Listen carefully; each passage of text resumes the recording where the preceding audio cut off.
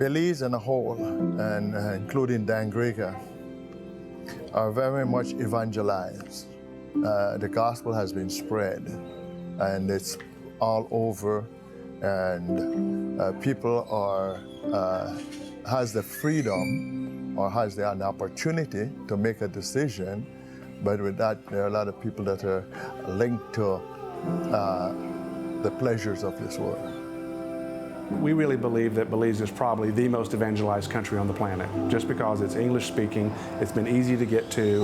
A lot of well-intentioned short-term missionaries over the last couple of decades have come here, but have left a huge vacuum with the lack of follow-up and going deep, you know. And there's a lot of people that know, I mean, sure they know of Jesus, but they don't know Jesus and they don't follow Jesus.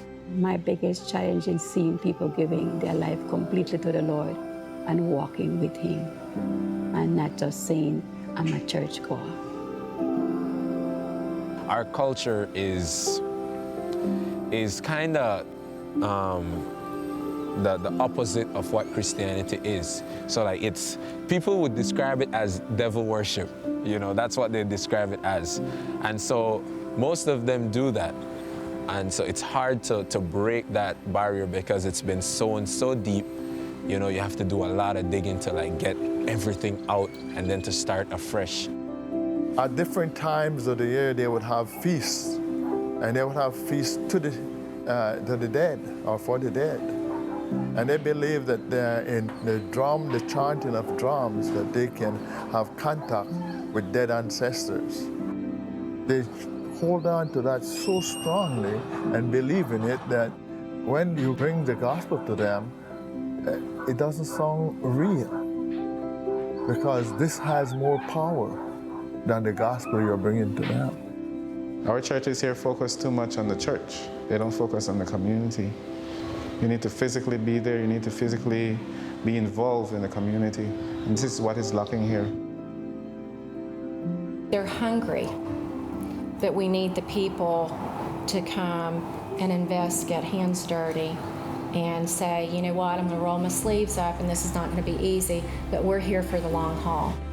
Fundamental principle of Christian living, I won't even call it Christianity, but Christian living, is that you do unto others that you would have them do unto you. That for me is an overarching principle that all the churches ought to be engaged in. Do unto others as you would have them do unto you. If people can utilize their spiritual giftedness together and bring it here and pour that into individuals here, that disciples not only evangelizes, all of a sudden you're educating, you're equipping, but then you're empowering the discipleship to continue. As musicians here in Dangriga, we're always looking forward for a change, but then we have to be a part of that change in order for it to happen. So me being a teacher is not by chance, but it's a way of life for us. We pass on what we have. We don't just hold on to it and express it, but we also pass it on to the next generation. You know, because being nurtured plays a big role in how you live your life. You know, so if you're not loved enough, sometimes you just don't know how to show love because you've never been loved.